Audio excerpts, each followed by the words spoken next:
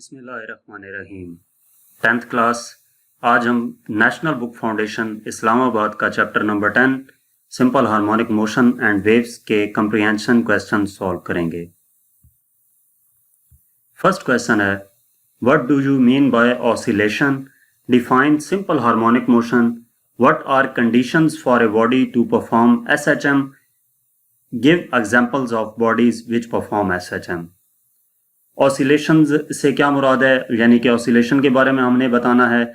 Simple harmonic motion क्या होती है, कौन सी कंडीशंस हों तो सिंपल हार्मोनिक मोशन परफॉर्म होती है, और कुछ एग्जांपल्स देनी है कि जिनमें बॉडी जो है वो सिंपल हार्मोनिक मोशन परफॉर्म कर रही हो। तो सबसे पहले हम ऑसिलेशंस की बात करें तो ऑसिलेशन क्या होती हैं। Oscillation one complete round trip किसी भी ऑसिलेटिंग बॉडी का, ऑसिलेटिंग बॉडी यानी कि जो एक फिक्स पॉइंट के अक्रॉस ऑसिलेट कर रही होती है, तो उसका कंप्लीट वन राउंड ट्रिप जो होता है जिसमें वो पास करती है एक फिक्स पॉइंट से, उसको हम ऑसिलेशन या वाइब्रेशन या साइकिल का नाम देते हैं। यानी कि अगर हम किसी भी ऑब्जेक्ट की बात करें, एग्जांपल में यहाँ पे आपको नेक्स्ट जब मैं आपको दिखा देता हूँ, ये आपके पास एक जिस तरह मैस स्प्रिंग सिस्टम है, तो इसमें ये ऑब्जेक्ट क्या कर रहा है, ऑसिलेट कर रहा है एक फिक्स पॉइंट के क्रॉस, तो इसको हम ऑसिलेशन का नाम देते हैं। ठीक है, एक कंप्लीट राउंड ट्रिप हो ऑसिलेटिंग बॉडी का, यानी कि अगर ऊपर से स्टार्ट हुआ है, ये यहाँ से नीचे जाता है और फिर वापस ऊपर जाता है, तो इसका कंप्लीट राउंड ट्रिप होता है। यानी कि जहां से स्टार्ट हुआ वहीं पे वापस आया, तो इस कंप्लीट राउंड ट्रिप को, ऑसिलेटिंग बॉडी के कंप्लीट राउंड ट्रिप को हम ऑसिलेशन का नाम देते हैं। सिंपल हार्मोनिक मोशन की डेफिनेशन क्या है? तो सिंपल हार्मोनिक मोशन, इसका क्वेश्चन का दूसरा हिस्सा ये था कि डिफाइन सिंपल हार्मोनिक मोशन। तो सिंपल हार्मोनिक मोशन को हम कैसे डिफाइन कर सकते हैं कि किसी भी ऑब्जेक्ट की वो मोशन जिसमें रिस्टोरिंग फोर्स डायरेक्टली प्रोपोर्शनल होती है डिस्प्लेसमेंट के। रिस्टोरिंग फोर्स क्या है? वो फोर्स जो उस ऑब्जेक्ट को अपनी मेन पोजीशन की तरफ वापस ले जाने में की ट्राई करती है, उसको रिस्टोरिंग फोर्स कहते हैं। जिस तरह स्प्रिंग के अंदर रिस्टोरिंग फोर्स मौजूद होती है जो वापस उस ऑब्जेक्ट को अपनी मेन पोजीशन में ले जाने की ट्राई करती है, तो ऐसी मोशन किसी भी ऑब्जेक्ट की जिसमें रिस्टोरिंग फोर्स डायरेक्टली प्रोपोर्शनल हो डिस्प्लेसमेंट फ्रॉम द बॉडी के, यानी कि जो मेन पोजीशन से बॉडी का डिस्प्लेसमेंट ज्यादा होता जाए, इसकी रिस्टोरिंग फोर्स भी ज्यादा होती जाएगी। डायरेक्टली प्रोपोर्शनल हो रिस्टोरिंग फोर्स उसके डिस्प्लेसमेंट से। डिस्प्लेसमेंट क्या है? मेन पोजीशन से एक्सट्रीम पोजीशन तक का डिस्टेंस। ये मैस ऊपर नीचे मूव कर रहा है ना, तो एक फिक्स पोजीशन से नीचे या ऊपर की तरफ जो मैक्सिमम डिस्टेंस है, इसको हम वैसे तो एम्पलीट्यूड कहते हैं, लेकिन जिस भी पॉइंट पे होगा, अगर मैक्सिमम पोजीशन पे है तो रिस्टोरिंग फोर्स भी मैक्सिमम होगी। जो मेन पोजीशन की तरफ आता जाएगा तो इसकी रिस्टोरिंग फोर्स भी कम होती जाती है, और मिड पॉइंट पे रिस्टोरिंग फोर्स 0 होती है मेन पॉइंट पे। तो मेन पोजीशन,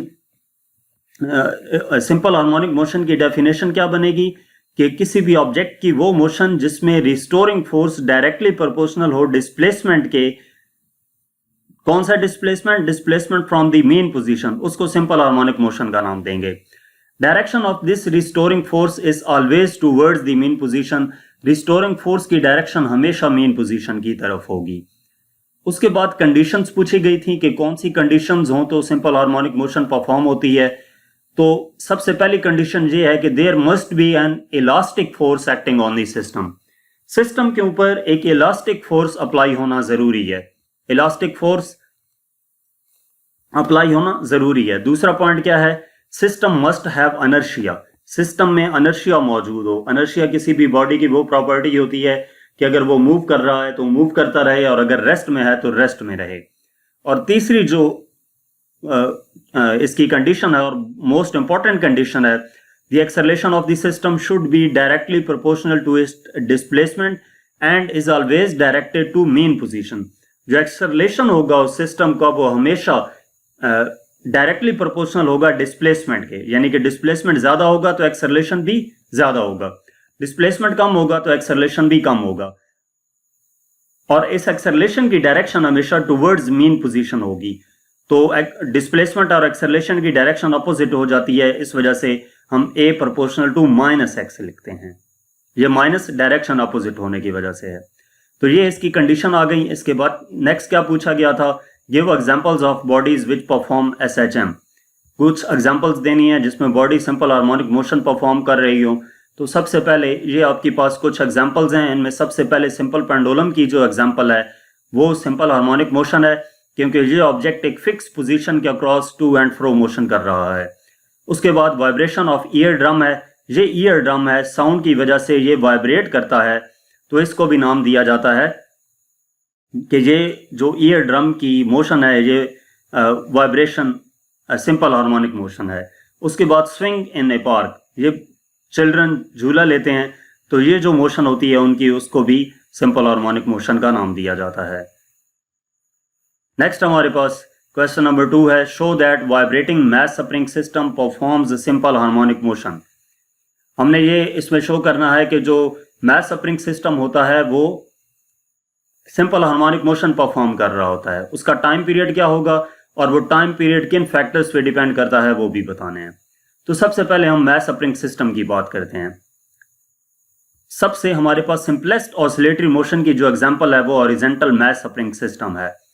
इसमें स्प्रिंग को एक मैस को एक स्प्रिंग के साथ अटैच किया जाता है और एक स्मॉल डिस्टेंस x पे इसके ऊपर एक फोर्स अप्लाई की जाती है। ये x है और ये f है, और जो ही इसको छोड़ा जाता है तो ये वापस अपनी मेन पोजीशन की तरफ जाता है और यहाँ पे जाके ये रुक नहीं पाता। क्यों नहीं रुक पाता? इनर्शिया की वजह से नहीं रुक पाता, तो ये आगे निकल जाता है। और एक जूं यहाँ से इनर्शिया से आगे की तरफ जाएगा तो इसके ऊपर रिस्टोरिंग फोर्स अप्लाई होगी जो वापस इसे मेन पोजीशन की तरफ ले जाने की ट्राई करती है, और एक्सट्रीम पोजीशन पे जाके इसमें रिस्टोरिंग फोर्स मैक्सिमम हो जाएगी। यानी कि डिस्प्लेसमेंट मेन पोजीशन पे रिस्टोरिंग फोर्स 0 थी, जूं एक्सट्रीम पोजीशन की तरफ बढ़ता गया तो इसकी रिस्टोरिंग फोर्स ज्यादा होती गई। यानी कि मेन पोजीशन से डिस्प्लेसमेंट जितना ज्यादा होता गया रिस्टोरिंग फोर्स उतनी ज्यादा होती गई। तो उसको हम लिख सकते हैं कि F proportional to minus x. F इसमें फोर्स आ गई रिस्टोरिंग फोर्स, और x डिस्प्लेसमेंट है मेन पोजीशन से distance. F proportional to minus x, माइनस इस वजह से आया है कि रिस्टोरिंग फोर्स और डिस्प्लेसमेंट की जो डायरेक्शन है वो अपोजिट है। जब प्रोपोर्शनलिटी का साइन खत्म करेंगे तो F प्रोपोर्शनल आ जाएगा माइनस के एक्स के। अब यहां पे x क्या है? Displacement of the mass from its mean position O and k is constant called spring constant. तो इसकी मदद से अगर हम k देखना चाहें तो k इक्वल आ जाता है माइनस एफ ओवर एक्स के, यानी कि स्प्रिंग कांस्टेंट इस फार्मूले की मदद से फाइंड किया जा सकता है। इससे नेक्स्ट देखते हैं, हमारे पास k इक्वल आ जाएगा minus m a over x के, क्योंकि यहां पे k equal to minus f over x था तो f की जगह पे हमने एम ए लिख दिया Newton second law of motion के मुताबिक। तो a इक्वल आ जाता है माइनस के ओवर एम एक्स।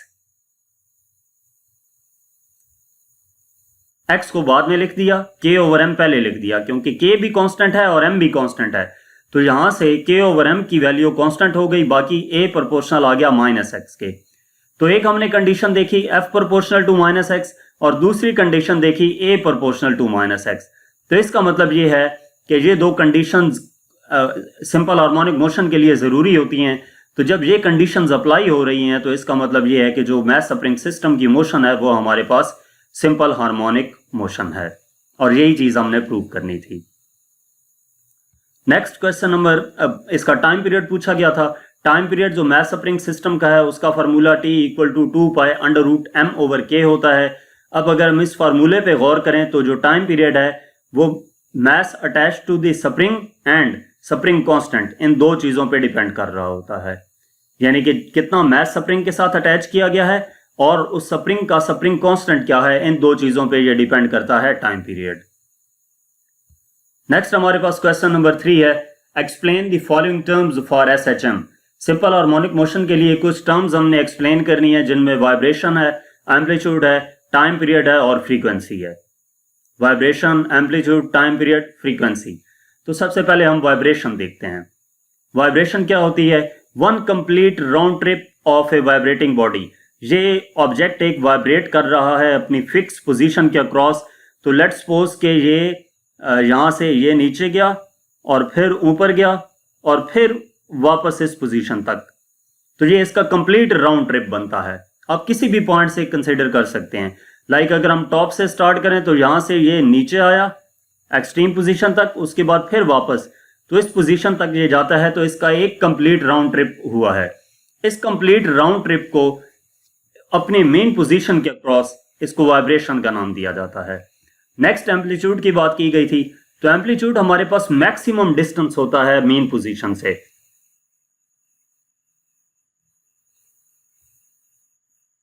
एम्पलीट्यूड क्या होता है इसमें, एम्पलीट्यूड ये है, ठीक है।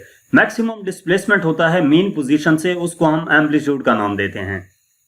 किसी भी साइड पे, वो ऊपर की तरफ भी हो सकता है मेन पोजीशन से और नीचे की तरफ भी हो सकता है, तो इसको हम क्या नाम देते हैं, एम्पलीट्यूड का नाम देते हैं। Maximum displacement of a body on either side from its mean position is called amplitude. Amplitude के बाद नेक्स्ट टाइम पीरियड पूछा गया था, तो टाइम पीरियड क्या होता है, वो टाइम जो वन वाइब्रेशन कंप्लीट होने में लगता है। वन वाइब्रेशन से मुराद ये यहां से ऊपर जाए और उसके बाद नीचे आए और फिर इधर जाए, तो इसको हम देखें तो ये येलो डॉट स्टार्ट हुआ, ये नीचे गया और फिर यहां तक, ठीक है। तो ये एक कंप्लीट राउंड ट्रिप जितने टाइम में कंप्लीट होता है उसको टाइम पीरियड का नाम देते हैं। और फ्रीक्वेंसी क्या होती है, फ्रीक्वेंसी टाइम पीरियड का ऑपोजिट होता है, रेसिप्रोकल होता है, यानी कि नंबर ऑफ वाइब्रेशंस एक सेकंड में कितनी हो रही हैं उसको फ्रीक्वेंसी का नाम दिया जाता है। ये एक वाइब्रेशन है यहां से यहां तक, तो एक सेकंड में इतनी जितनी भी इस तरह की वाइब्रेशंस कंप्लीट होंगी उसको हम फ्रीक्वेंसी का नाम देंगे। बस यही चीजें, चार चीजें इसमें पूछी गई थी। उसके बाद नेक्स्ट क्वेश्चन नंबर 4 है, explain that a steel ball dropped in from edge of shining ball performs SHM। कि बॉल एंड बॉल सिस्टम की बात की जा रही है कि बॉल को जब एक बॉल लेकर उसको बॉल के अंदर फेंका जाता है तो उसकी जो मोशन होती है वो सिंपल हार्मोनिक मोशन होती है। इसको अगर हम देखें तो सपोज एक बॉल है, वो हमने बॉल के अंदर रखी, इसको एक एक्सट्रीम पोजीशन A तक ले जाकर छोड़ा, तो वो मेन पोजीशन की तरफ बढ़ना शुरू हो जाएगी। यहां पे पहुंचकर इनर्शिया की वजह से वो रुक नहीं पाती और दूसरी तरफ निकल जाती है। अब जो जो वो ऊपर जा रही है तो उसके ऊपर रिस्टोरिंग फोर्स अप्लाई हो रही है जो उसे वापस मेन पोजीशन की तरफ ले जाने की ट्राई करती है। तो बॉल जो जो एक्सट्रीम पोजीशन B की तरफ बढ़ेगी, इसकी रिस्टोरिंग फोर्स बढ़ती जाएगी और एक्सट्रीम पोजीशन पे पहुंचकर रिस्टोरिंग फोर्स मैक्सिमम हो जाती है। तो फिर वो वापस इसको पहली पोजीशन की तरफ ले जाने की ट्राई करती है और फिर ये इनर्शिया की वजह से नहीं रुक पाती, ये सिर्फ पड़ जाती है। तो इस तरह से जो इस बॉल की मोशन है इस बॉल में, वो A और B एक्सट्रीम पोजीशंस की तरह के दरमियान ऑसिलेट करती रहती है ये बॉल। तो फिक्स पोजीशन के अक्रॉस किसी भी बॉडी की जो ऑसिलेशंस होती हैं उसको हम सिंपल हार्मोनिक मोशन का नाम देते हैं। तो ये जो बॉल है वो सिंपल हार्मोनिक मोशन परफॉर्म कर रही होगी। नेक्स्ट हमारे पास क्वेश्चन नंबर 5 है, what is simple pendulum, show that vibrating simple pendulum perform SHM, what is the formula for time period of simple pendulum, on what factors it depends. Simple pendulum क्या होता है, इसकी हमने ये show करना है कि जो सिंपल पेंडुलम की जो मोशन होती है सिंपल हार्मोनिक मोशन होती है, ठीक है। सिंपल पेंडुलम जब वाइब्रेट करता है तो उसकी मोशन सिंपल हार्मोनिक मोशन होती है, ये हमने प्रूव करना है। What is the formula for time period of simple pendulum, simple pendulum का फार्मूला लिखना है और उसके बाद ये किन फैक्टर्स पे डिपेंड कर रहा है ये भी लिखना है। तो सिंपल पेंडुलम की अगर हम बात करें तो सिंपल पेंडुलम में एक बॉब होता है जिसको एक थ्रेड के साथ अटैच किया जाता है और इस बॉब को अगर ये रेस्ट पे मौजूद है तो इसका वेट डाउनवर्ड होगा और स्ट्रिंग में टेंशन अपवर्ड होगी, ठीक है, ये रेस्ट में है। अब हम क्या करेंगे कि इस बॉब को हम पकड़ के एक पॉइंट P तक लेकर जाएंगे जहां पे नेट फोर्स जीरो नहीं होगी। क्यों नहीं होगी जीरो, केस में जो स्ट्रिंग में टेंशन है T वो इस तरफ होगी और इस अगर जो इसके ऊपर फोर्स अप्लाई हो रही है यानी कि जो इसका वेट डाउनवर्ड है उसको हम दो कंपोनेंट्स में रिजॉल्व करें तो एक mg sin थीटा आता है और दूसरा mg cos थीटा आ जाता है। ये mg sin थीटा यहां पे ड्रॉ करें या यहां पे सेम ही बात है और ये mg cos थीटा आ गया। तो ये mg cos थीटा इस डायरेक्शन में है, टेंशन इस डायरेक्शन में है, ये दो कंपोनेंट्स एक दूसरे को कैंसल आउट कर देते हैं, यानी कि टेंशन इक्वल होगी mg cos थीटा के। तो इस बॉब के जो मोशन होगी वो किस वजह से होगी, mg sin थीटा की वजह से होगी। तो f restoring mg sin theta की इक्वल होगी, और नेगेटिव साइन इस वजह से है कि डायरेक्शन अपोजिट है रिस्टोरिंग फोर्स और mg sin थीटा की। तो f रिस्टोरिंग इक्वल आ जाएगा माइनस mg sin थीटा। जो इस बॉब की मोशन है वो इस mg sin थीटा कंपोनेंट की वजह से है। mg cos थीटा ने तो टेंशन वाले जो क्वांटिटी थी उसको बैलेंस कर दिया था। तो इससे नेक्स्ट हमारे पास क्या आ जाता है कि नेगेटिव साइन किस वजह से है, रिस्टोरिंग फोर्स डिक्रीज करती है, टेंड्स टू डिक्रीज डिस्प्लेसमेंट, और we can say that the restoring force is directed towards mean position. अच्छा, अब अगर हम ये कंसिडर करते हैं कि पहले तो इस बॉब को एक पॉइंट पी तक लेकर गए तो ये जो एंगल था थीटा था। अब हम ये कंसिडर करते हैं कि ये थीटा बहुत ज्यादा स्मॉल है। अगर थीटा बहुत स्मॉल होगा तो ये जो ओ पी है ये बिल्कुल एक स्ट्रेट लाइन कंसिडर होगी। जैसे यहां पे अगर ये पी पॉइंट हो तो ये कर्व की बजाय एक स्ट्रेट लाइन शो होगी। तो इस केस में हमारे पास एक ट्रायंगल बन जाएगी ओ पी आर ट्रायंगल। अब इस ट्रायंगल में अगर हम साइन थीटा अप्लाई करते हैं तो साइन थीटा इक्वल आता है कौन सी side, x divided by l। अब x में कौन सा है, ये वाली साइड आ जाती है, ठीक है। साइन थीटा हमारे पास किसके इक्वल होता है, परपेंडिकुलर ओवर हाइपोटेन्यूज। अब इसमें परपेंडिकुलर ये साइड बनेगी इस ट्रायंगल की, और जो हाइपोटेन्यूज है वो कौन सी बनेगी, यहां से लेकर यहां तक की लेंथ बताई गई है ना, तो ये जब यहां पे लेके आएंगे तो ये वाली लेंथ होगी इस बॉब की, उसको हम कंसिडर करेंगे हाइपोटेन्यूज। परपेंडिकुलर ओवर हाइपोटेन्यूज यानी कि साइन थीटा इक्वल आ जाएगा, इस ट्रायंगल पे साइन थीटा अप्लाई करेंगे ओ पी आर पे, तो sine theta equal to O P divided by P R, यानी कि ओ पी एक्स है और पी आर हमारे पास एल है। तो इसको इक्वेशन 1 में अगर पुट करें, जो पिछली स्लाइड में इक्वेशन थी, तो एफ रिस्टोरिंग इक्वल आ जाता है माइनस एम जी। जहां पे साइन थीटा था तो साइन थीटा की जगह पे एक्स ओवर एल लिख दिया। एम जी और एल जो है वो हमारे पास कांस्टेंट है, तो रिस्टोरिंग फोर्स डायरेक्टली प्रोपोर्शनल होगी माइनस एक्स के। एम जी और एल अगर कांस्टेंट हैं, M mass of the bob है, जी की वैल्यू जिस भी पॉइंट पे हम ये एक्सपेरिमेंट परफॉर्म कर रहे होंगे वहां पे जी की वैल्यू कांस्टेंट होगी, और L length of the thread है तो वो भी कांस्टेंट रहती है। इसका मतलब है एफ रिस्टोरिंग डायरेक्टली प्रोपोर्शनल होगा माइनस एक्स के। तो ये हमारे पास इक्वेशन नंबर 3 आ गई। अब अगर हम Newton second law of motion के मुताबिक देखें तो restoring force F restoring equal होगी एम ए के, क्योंकि एफ इक्वल होता है एम ए के। तो इसकी मदद से हमारे पास जो इक्वेशन 2 बन जाती है उसमें अगर एम ए पुट करते हैं तो m a equal to minus m g x over l, m से कैंसल, ए इक्वल आ जाता है minus g x over l, यानी कि a equal to minus x g over l. G और एल दोनों कांस्टेंट हैं तो ए प्रोपोर्शनल आ जाता है माइनस एक्स के। इसको इक्वेशन 4 का नाम दे दिया। तो पिछली स्लाइड में हमने a proportional to f proportional to minus x prove किया, और इसमें हमने a proportional to minus x prove कर दिया। तो ये जो प्रोपोर्शनैलिटीज हैं ये सेटिस्फाई करती हैं दो कंडीशंस सिंपल हार्मोनिक मोशन की। तो इस वजह से हम ये कह सकते हैं कि जो सिंपल हार्मोनिक मोशन है वो जो सिंपल पेंडुलम की मोशन है वो सिंपल हार्मोनिक मोशन होती है। तो नेक्स्ट इसका टाइम पीरियड पूछा गया था। फॉर्मूला जो है टाइम पीरियड का सिंपल पेंडुलम के लिए t equal to 2 pi under root l over g होता है। ये इक्वेशन हमें ये शो करती है कि जो टाइम पीरियड है सिंपल पेंडुलम का वो सिंपल पेंडुलम के जो थ्रेड की लेंथ है और जिस पॉइंट पे वो एक्सपेरिमेंट परफॉर्म हो रहा है सिंपल पेंडुलम का वहां पे जी की वैल्यू कितनी है, यानी कि length of the thread and the value of gravitational acceleration, इन दो चीजों पे टाइम पीरियड डिपेंड कर रहा होता है। नेक्स्ट हमारे पास क्वेश्चन नंबर 6 है, explain the process of damping, differentiate between damped and undamped oscillations. के एक्सप्लेन करना है डैम्पिंग क्या होती है और डिफरेंशिएट करना है डैम्प्ड और अनडैम्प्ड ऑसिलेशंस में।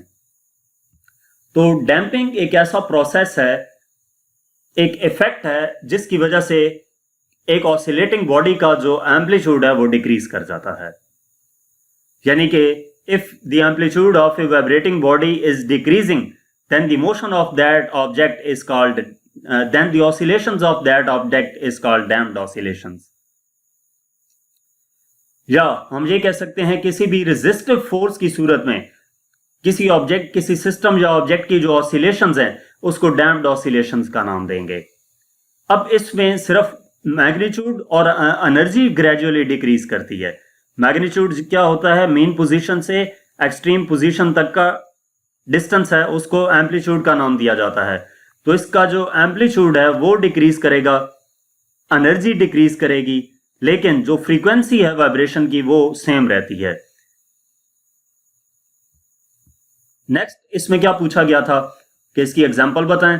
तो एग्जांपल अगर हम देखें, शॉक एब्जॉर्बर इसकी बेस्ट एग्जांपल है. जो ऑटोमोबाइल्स में यानी कि गाड़ियों में और बाइक्स में एक शॉक एब्जॉर्बर इस्तेमाल किया जाता है, जहां पे गाड़ी या बाइक अगर किसी जंप में लगे या स्पीड से किसी स्पीड ब्रेकर से गुजरे तो उसमें जो शॉक्स होते हैं वो ऊपर नीचे होने के बाद 2-3 बार ऊपर नीचे होने के बाद वो स्टॉप कर जाते हैं, क्योंकि उनका एम्पलीट्यूड जो है वो ग्रेजुअली डिक्रीज करता है. तो जिसकी बेस पे वो बाइक स्मूथ हो जाता है, उसकी जो मोशन है वो स्मूथ हो जाती है. अगर डैम्पिंग ऑसिलेशंस वहां पे मौजूद ना हो तो वो काफी देर तक बाइक का जो मोशन है वो अप एंड डाउन बाइक होता रहेगा, अगर उसमें शॉक एब्जॉर्बर्स ना लगे हों तो. अच्छा, नेक्स्ट इसमें डिफरेंस कहा गया था डैम्प्ड ऑसिलेशंस और अनडैम्प्ड ऑसिलेशंस में. डैम्प्ड ऑसिलेशंस जो हैं वो क्या होती हैं, पहला पॉइंट है resistive force exist in damped oscillations. एक रेजिस्टिव फोर्स एग्जिस्ट कर रही होती है डैम्प्ड ऑसिलेशंस में, और अनडैम्प्ड ऑसिलेशंस में कोई रेजिस्टिव फोर्स एग्जिस्ट नहीं कर रही होती. डैम्प्ड ऑसिलेशंस में एम्पलीट्यूड डिक्रीज करता है, जबकि अनडैम्प्ड ऑसिलेशंस में एम्पलीट्यूड डिक्रीज नहीं करता. ये आपको दोनों मोशंस डायग्राम में दिखाई गई हैं. जो ब्लैक वाली है वो अनडैम्प्ड ऑसिलेशंस की है और ब्लू वाली जो है वो डैम्प्ड ऑसिलेशंस की है. ब्लैक वाली अब अगर आप देखें तो इसका ग्राफ एम्पलीट्यूड डिक्रीज नहीं करता ब्लैक वाले का, लेकिन जो ब्लू है उसका एम्पलीट्यूड ग्रेजुअली डिक्रीज कर जाता है. यही दूसरे पॉइंट में बात बताई गई है. एम्पलीट्यूड क्या है कि मीन पोजीशन से एक्सट्रीम पोजीशन तक का डिस्टेंस वो ग्रेजुअली डिक्रीज करता गया है. तीसरा डिफरेंस क्या है, डैम्प्ड ऑसिलेशंस एग्जिस्ट प्रैक्टिकली, यानी कि प्रैक्टिकली एग्जिस्ट करता है, मतलब जो भी बॉडी ऑसिलेशंस कर रही होती है तो उसमें कोई ना कोई डैम्प इफेक्ट होता है, डैम्पिंग इफेक्ट मौजूद होता है. जैसे हम नॉर्मल स्विंग की बात करें, पार्क्स में जो बच्चे झूला लेते हैं तो उनको एक बार पुश करके छोड़ दिया जाए तो वो एयर रेजिस्टेंस की वजह से वो क्या कर जाता है, झूला कुछ देर बाद स्टॉप कर जाता है. तो वहां पे जो एयर रेजिस्टेंस है वो क्या काम कर रही होती है, as a damping factor exist कर रही होती है. उसके बाद अनडैम्प्ड ऑसिलेशंस जो हैं वो प्रैक्टिकली एग्जिस्ट नहीं करती, यानी कि कोई भी ऐसा सिस्टम नहीं है जो कि ऐसा उसको बना दिया जाए कि उसका एम्पलीट्यूड ही डिक्रीज ना करे.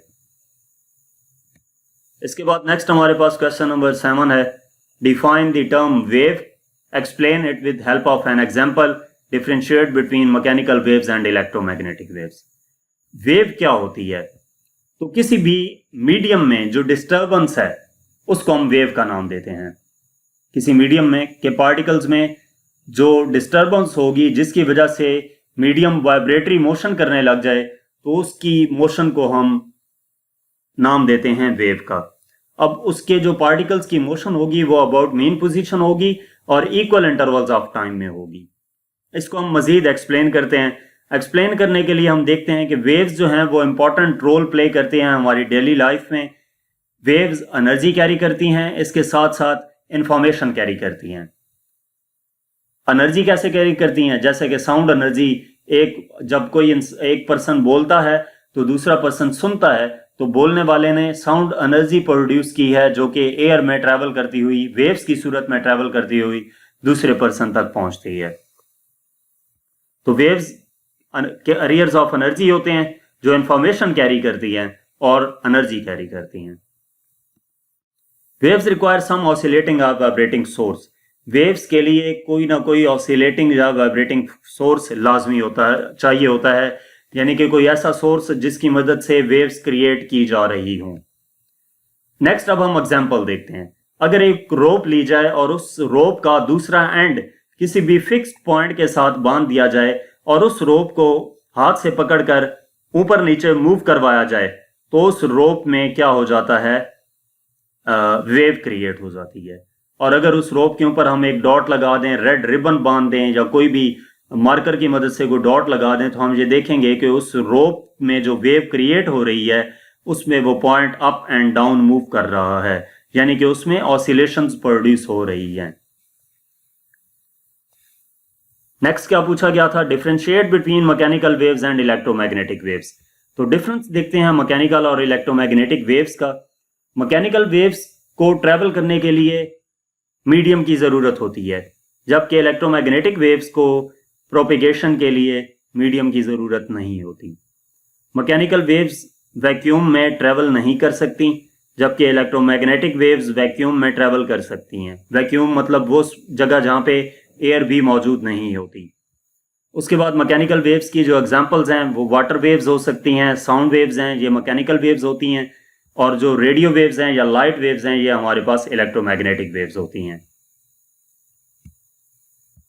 नेक्स्ट क्वेश्चन नंबर 8 है, define transverse waves, discuss it's motion with the help of example, also define the following terms for transverse waves, crust, trough, wavelength, frequency and time period.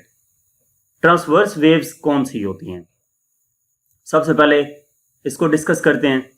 तो transverse waves में जो vibratory motion होती है particles की, किसी भी medium के particles की वाइब्रेटरी मोशन जो होती है वो परपेंडिकुलर होती है direction of propagation of wave के, यानी कि जिस डायरेक्शन में वेव क्रिएट हो रही है उसके परपेंडिकुलरली पार्टिकल्स वाइब्रेट कर रहे होते हैं। इसको हम एग्जांपल्स की मदद से देखेंगे नेक्स्ट। तो ये आपके पास एक एग्जांपल है जो पिछली स्लाइड में भी आपको एक्सप्लेन कर दी गई है कि रोप का एक एंड फिक्स पॉइंट के साथ बांध दिया जाए और दूसरे एंड से उस रोप को हाथ की मदद से ऊपर नीचे मूव किया जाए और उस रोप के ऊपर एक पॉइंट पी पे रिबन बांध दिया जाए या कोई भी निशानी लगा दी जाए। तो जब रोप को हम ऊपर नीचे करेंगे तो हमें ये लगेगा कि वेव जो है वो ट्रेवल कर रही है उस रोप में, लेकिन एक्चुअली ये पॉइंट बताएगा उस वेव की मोशन कि उस रोप के जितने भी पार्टिकल्स हैं वो एक फिक्स पोजीशन के across up and down move कर रहे होते हैं। तो इस वजह से इसकी जो मोशन होती है उसको हम सिंपल हार्मोनिक मोशन का नाम भी देते हैं। तो ये क्या कर रही है, मोशन जो हो रही है वो ट्रांसवर्स वेव है, क्योंकि वेव जो है वो इस डायरेक्शन में ट्रेवल कर रही है और इसके जो पार्टिकल्स हैं वो अप एंड डाउन मूव कर रहे हैं, यानी कि परपेंडिकुलर है। इस डायरेक्शन में वेव प्रोपेगेट हुई और इस डायरेक्शन में पार्टिकल्स ने मूव किया, तो ये परपेंडिकुलर रिलेशन बनता है। तो जहां पे medium of the particles perpendicular move करें to the propagation of wave, तो उसको हम ट्रांसवर्स वेव का नाम देते हैं। तो ये हमारे पास ट्रांसवर्स वेव्स की एग्जांपल आ गई। नेक्स्ट क्या पूछा गया था, define the following terms for transverse waves. तो ये हम नेक्स्ट स्लाइड में देखते हैं। सबसे पहले क्रस्ट की बात की गई है। तो जो वेव होती है, वेव की मेन पोजीशन से अबव जो होता है उसको हम क्रस्ट नाम देते हैं, और जो ट्रफ होता है मेन पोजीशन से बिलो जो पॉइंट होता है उसको ट्रफ का नाम देते हैं। या वेव का जो पार्ट है जो मेन पोजीशन से अबव होगा उसको क्रस्ट का नाम देंगे, and part of the wave below the main position उसको ट्रफ का नाम देंगे। वेवलेंथ क्या होती है, वेवलेंथ हमारे पास एक वेव की कंप्लीट लेंथ है। जैसे यहां से अगर हम इस वेव को स्टार्ट करें तो ये यहां से इधर गई और फिर ये यहां तक होते हुए यहां तक एक वेव कंप्लीट हुई है, क्योंकि यहां से आगे तो फिर वही रूटीन शुरू हो जाती है जो यहां से थी। तो ये एक कंप्लीट वेव थी। एक कंप्लीट वेव की जो लेंथ है उसको हम वेव लेंथ का नाम देते हैं, यानी कि इस पॉइंट से लेकर इस पॉइंट तक का जो डिस्टेंस होगा उसको वेव लेंथ का नाम दिया जाएगा। नेक्स्ट एम्पलीट्यूड पूछा गया था, फ्रीक्वेंसी और टाइम पीरियड पूछा गया है। तो फ्रीक्वेंसी क्या होती है, number of waves passing through a point in 1 second. एक फिक्स पॉइंट से कितने नंबर ऑफ वेव्स पास कर रही हैं 1 सेकेंड में, उसको हम फ्रीक्वेंसी का नाम देते हैं। और टाइम पीरियड फ्रीक्वेंसी का रेसिप्रोकल होता है, यानी कि एक वेव को कंप्लीट होने में जितना टाइम लगेगा उसको टाइम पीरियड का नाम दिया जाएगा। इसके बाद नेक्स्ट हमारे पास क्वेश्चन नंबर 9 है, define longitudinal waves, discuss it's motion with the help of example, also define the following terms for longitudinal waves, rarefaction, compression and wavelength. तो लॉन्गिट्यूडनल वेव्स कौन सी होती हैं? ट्रांसवर्स वेव में पार्टिकल्स की जो motion थी perpendicular to the propagation of wave थी, और लॉन्गिट्यूडनल वेव्स में जो पार्टिकल्स की मोशन होती है, वाइब्रेटरी मोशन होती है, वो parallel to the direction of propagation of wave होती है। यानी कि जिस डायरेक्शन में वेव प्रोड्यूस हो रही होगी उसी के पैरेलल जो होंगे उस मीडियम के जो पार्टिकल्स होते हैं वो वाइब्रेट कर रहे होंगे। तो इसकी हम एग्जांपल देखते हैं कि अगर इसको कहते हैं स्लिंग की स्प्रिंग, ये स्प्रिंग लेके इसको हाथ से पुश किया जाए तो ये क्या करता है, इसमें वेव क्रिएट हो जाती है, और इसमें जो पार्टिकल्स की वाइब्रेटरी मोशन है वो in the direction of propagation of wave है। यानी कि जिस डायरेक्शन में वेव प्रोड्यूस हो रही है उसी डायरेक्शन में इसके पार्टिकल्स मोशन कर रहे हैं। तो ये हमारे पास एग्जांपल आ जाती है लॉन्गिट्यूडनल वेव्स की। इसके बाद इन टर्म्स को डिफाइन करना है तो वो हम नेक्स्ट स्लाइड में करते हैं। सबसे पहले रेयरफैक्शन की बात की गई है। तो वेव का वो हिस्सा जहां पे डेंसिटी लो होती है और प्रेशर लो होता है उसको रेयरफैक्शन का नाम देते हैं। डेंसिटी से क्या मुराद होती है? मास पर यूनिट वॉल्यूम। तो यहां पे जब जो स्प्रिंग के जो कॉइल्स हैं इनके दरमियान गैप ज्यादा हो जाएगा तो क्या होगा, मास पर यूनिट वॉल्यूम डिक्रीज कर जाएगा, यानी कि डेंसिटी डिक्रीज कर जाएगी। तो यहाँ पे रेयरफैक्शन वो पॉइंट्स होते हैं जहां पे प्रेशर और डेंसिटी कम होती है, और जहां पे प्रेशर और डेंसिटी कम हो यानी कि स्प्रिंग्स के दरमियान गैप कम हो जाए, क्लोज हो जाए वो, और वहां पे प्रेशर और डेंसिटी ज्यादा होगी तो उसको हम कंप्रेशन का नाम देते हैं। जहां पे प्रेशर और डेंसिटी कम होगी उसको रेयरफैक्शन का नाम देंगे, और जहां पे प्रेशर और डेंसिटी जिन पॉइंट्स पे ज्यादा होगी उसको कंप्रेशन का नाम देंगे। नेक्स्ट वेवलेंथ का पूछा गया था। तो दो कंजेक्टिव क्रस्ट, यहां पे क्रस्ट और ट्रफ नहीं होते लॉन्गिट्यूडनल वेव्स में, इसमें कंप्रेशन और रेयरफैक्शंस होते हैं। तो दो कंजेक्टिव कंप्रेशंस या दो कंजेक्टिव रेयरफैक्शंस के दरमियान जो डिस्टेंस होता है उसको वेवलेंथ का नाम देते हैं। अगर हम ट्रांसवर्स वेव की बात करें तो उसमें दो कंजेक्टिव क्रस्ट या दो कंजेक्टिव ट्रफ का जो दरमियान का डिस्टेंस होता है उसको वेवलेंथ का नाम भी दे सकते हैं। नेक्स्ट हमारे पास क्वेश्चन नंबर 10 है, drive the formula for speed of waves relating speed, frequency and wavelength of the wave. Formula drive करना है जिसमें हम स्पीड, फ्रीक्वेंसी और वेवलेंथ को आपस में रिलेट करेंगे। तो इसके लिए वेव की कोई ना कोई स्पेसिफिक वेलोसिटी होती है जब वो ट्रेवल करती है, और उस वेलोसिटी को कैसे डिफाइन किया जाता है? डिस्टेंस ओवर टाइम से।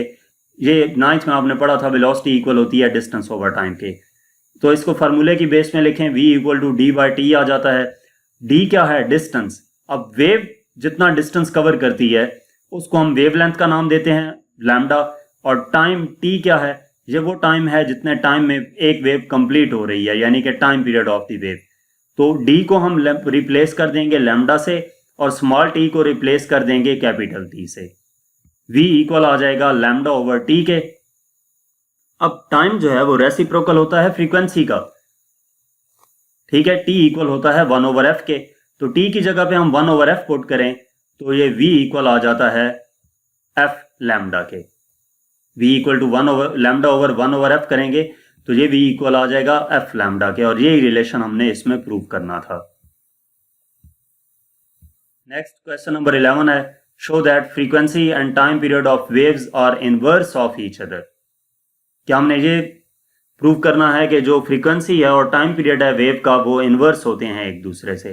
तो इनकी बेसिक डेफिनेशंस पे अगर हम गौर करें तो फ्रीक्वेंसी जो होती है किसी भी वेव की वो क्या होती है? Number of times a particle of the wave oscillates about it mean positions in 1 second, कि 1 सेकंड में वेव्स जो हैं वो ऑसिलेट कर रही हैं उसके पार्टिकल्स। तो नंबर ऑफ वेव्स हमने काउंट करनी होती हैं कि 1 सेकंड में कितनी नंबर ऑफ वेव्स पास होती हैं किसी फिक्स पॉइंट से, उसको फ्रीक्वेंसी का नाम दे देते हैं। जबकि अगर हम टाइम पीरियड की बात करें तो वो क्या होता है कि कितना टाइम ले रहा है एक वेव कंप्लीट होने में। एक वेव जितने टाइम में कंप्लीट होती है उसको टाइम पीरियड का नाम देते हैं। तो इसका मतलब ये हुआ कि टाइम पीरियड और फ्रीक्वेंसी सिंपली एक दूसरे के इनवर्स हैं। इसको हम मैथमेटिकली लिख सकते हैं t इक्वल टू 1/f या f इक्वल आ जाएगा 1/t के। नेक्स्ट क्वेश्चन नंबर 12 है, what is ripple tank, describe its construction and working, use ripple tank to study reflection, refraction and diffraction of water waves. कि ripple tank क्या है, उसकी construction और वर्किंग बतानी है, और रिपल टैंक को हम कहां पे मतलब रिपल टैंक को इस्तेमाल करके रिफ्लेक्शन, रिफ्रैक्शन और डायफ्रैक्शन जो है, जो वेव्स की प्रॉपर्टीज हैं, उनको हम कैसे देख सकते हैं। तो सबसे पहले रिपल टैंक की बात करते हैं। रिपल टैंक एक ऐसी डिवाइस है जो वाटर वेव्स प्रोड्यूस करता है, और इसको हम किस लिए इस्तेमाल करते हैं, वेव्स की करैक्टरिस्टिक्स को स्टडी करने के लिए। कौन सी करैक्टरिस्टिक्स, जो कि इस क्वेश्चन में बताई भी गई हैं, रिफ्लेक्शन, रिफ्रैक्शन और डायफ्रैक्शन। इन करैक्टरिस्टिक्स को, वेव्स की इन करैक्टरिस्टिक्स को स्टडी करने के लिए रिपल टैंक इस्तेमाल किया जाता है। तो इसमें हम कंस्ट्रक्शन और वर्किंग देखते हैं। अब सबसे पहले ये हमारे पास एक शीशे का ट्रे होता है, और इस ट्रे के साथ एक वुडन बार रख के उसके ऊपर वाइब्रेटर लगाया गया होता है। इस वाइब्रेटर को पावर सप्लाई प्रोवाइड की गई होती है। जब पावर सप्लाई की मदद से इसको ऑन किया जाता है तो ये वाइब्रेट करने लगता है। इस ट्रे के अंदर पानी मौजूद होता है। जब ये ऑसिलेटिंग पैडल जो है ये वाइब्रेट करेगा तो इस वाटर में वेव्स क्रिएट होंगी। अब वो वेव पैटर्न देखने के लिए इस रिपल टैंक जो है हमारे पास, ये जो टेबल है शीशे का, इसके ऊपर एक एल्यूमिनियम लाइट ऑन की जाती है। इल्यूमिनेशन से मुराद कोई भी लाइट आप यूज कर सकते हैं। वो लाइट जब हम ऑन करेंगे तो ये जो वेव्स का पैटर्न है वो हमें इस तरह करके दिखाई देगा। यानी कि जहां पे अब वेव क्रिएट होगी ना, तो जहां पे क्रस्ट आएगा, यानी कि वाटर का जो मटेरियल है वो ज्यादा होगा, तो वहां पे शैडो बन जाएगा। और जहां पे ट्रफ आएगा, वहां पे वाटर कम मिकदार में मौजूद होगा, तो वहां पे शैडो नहीं बनेगा। तो इस केस में इस तरह की लाइंस हमें नीचे शो होती हैं, तो उसकी मदद से हम फर्दर एक्सप्लेन करते हैं इसकी करैक्टरिस्टिक्स वेव्स की, रिफ्लेक्शन, रिफ्रैक्शन एंड डायफ्रैक्शन। तो सबसे पहले हम रिफ्लेक्शन को देखते हैं। रिफ्लेक्शन को देखने के लिए हम इस रिपल टैंक में एक बैरियर रखेंगे। वाटर वेव्स रिफ्लेक्ट कर जाएंगी उस बैरियर से। अगर हम बैरियर को एक एंगल पे रखते हैं तो वो वाटर वेव्स, ये नीचे जो हमें शैडो नजर आएगा उसकी पिक्चर ली गई है। वाटर वेव्स जो प्लेन वेव फ्रंट के साथ जाकर यहां पे टकराएंगी इसके साथ, तो angle of incidence equal to angle of reflection, ठीक है, लॉज ऑफ रिफ्लेक्शन को फुलफिल करते हुए ये इससे टकरा के इस डायरेक्शन में बेंड हो जाएंगी। ठीक है, तो इसने क्या किया, एंगल ऑफ इंसिडेंस और एंगल ऑफ रिफ्लेक्शन इक्वल रखा। तो यही इसकी मदद से हम रिफ्लेक्शन जो है वेव्स की उसको डिफाइन कर सकते हैं कि जब वेव्स मूव कर रही हो एक मीडियम में और वो फॉल करें किसी दूसरे मीडियम की सरफेस के साथ, तो वो बाउंस बैक करती हैं फर्स्ट मीडियम में। और किस बेस पे बाउंस बैक करती हैं कि एंगल ऑफ इंसिडेंस इक्वल होगा एंगल ऑफ रिफ्लेक्शन के। नेक्स्ट हमारे पास बी पार्ट है रिफ्रैक्शन। रिफ्रैक्शन में क्या होता है कि लाइट एक मीडियम में ट्रेवल करते हुए दूसरे मीडियम में एंटर हुआ और अपना पाथ चेंज कर ले। तो इसके लिए हम ये करेंगे कि हम रिपल टैंक के अंदर एक एंगल पर एक ब्लॉक सबमर्ज कर देंगे। ठीक है, सबमर्ज से मुराद पानी के अंदर उसको डुबो देंगे। अब जहां पे पानी की गहराई कम हो जाएगी और जहां पे पानी की गहराई ज्यादा है, तो जब वेव ये ट्रेवल करती हुई इस मीडियम में एंटर होगी तो वो क्या करेगी, जो ही डीप वाटर से शैलो वाटर में एंटर होगी तो उसकी जो वेव लेंथ है वो डिक्रीज कर जाएगी, और दूसरा क्या काम होगा, वो अपना पाथ चेंज कर लेगी। तो यही चीज हमने रिफ्रैक्शन की डेफिनेशन में पढ़ी थी कि when waves from one medium enter in the second medium at some angle, their direction of travel may changes। कि उसकी जो डायरेक्शन ऑफ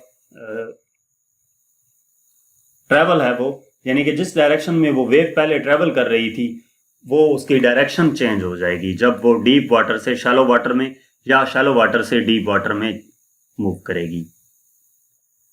इसके बाद नेक्स्ट सी पार्ट में हमने डायफ्रैक्शन प्रूव करनी थी, इसकी जो करेक्टरिस्टिक्स है वेव की, तो उसके लिए हम क्या करते हैं, रिपल टैंक में दो ऑब्स्टेकल्स रख देते हैं और इनके दरमियान जब गैप होगा तो वेव्स जहां से जब पास होती हैं तो वो क्या करेंगी, पहले प्लेन वेव फ्रंट था अब वो सर्कुलर वेव फ्रंट बनना शुरू हो जाता है। और अगर हम इन दो के दरमियान जो गैप है वो बहुत कम कर दें तो उस केस में जब वेव्स प्रोड्यूस होंगी तो वो क्या करेंगी, सर्कुलर वेव फ्रंट्स बना लेंगी, सर्कल्स की फॉर्म में वो हमें शो होगा शैडो। तो ऐसा क्यों हुआ, ऐसा इसलिए हुआ कि वहां पे डायफ्रैक्शन का फेनोमेना अप्लाई हो रहा था कि डायफ्रैक्शन के फेनोमेना के मुताबिक जो लाइट होती है वो या वेव्स जो होती हैं वो बेंड कर जाती हैं एजेस पे, शार्प एजेस पे बेंड कर जाती हैं। तो प्लेन वेव फ्रंट जब शार्प एजेस पे बेंड हुआ तो उसने प्लेन वेव फ्रंट्स की बजाय सर्कुलर वेव फ्रंट्स शो किए। तो यहाँ तक हमारे पास इस चैप्टर के कॉम्प्रिहेंसिव क्वेश्चंस थे। मजीद किसी भी चैप्टर की एक्सरसाइज का सोल्यूशन देखने के लिए आप हमारी वेबसाइट विजिट कर सकते हैं। इसके अलावा आप हमें इंस्टाग्राम, फेसबुक और यूट्यूब पर फॉलो करें और अगर आप हमसे किसी भी सब्जेक्ट की ऑनलाइन या होम ट्यूशन पढ़ना चाहते हैं तो व्हाट्सएप पे कांटेक्ट कर सकते हैं। Thank you.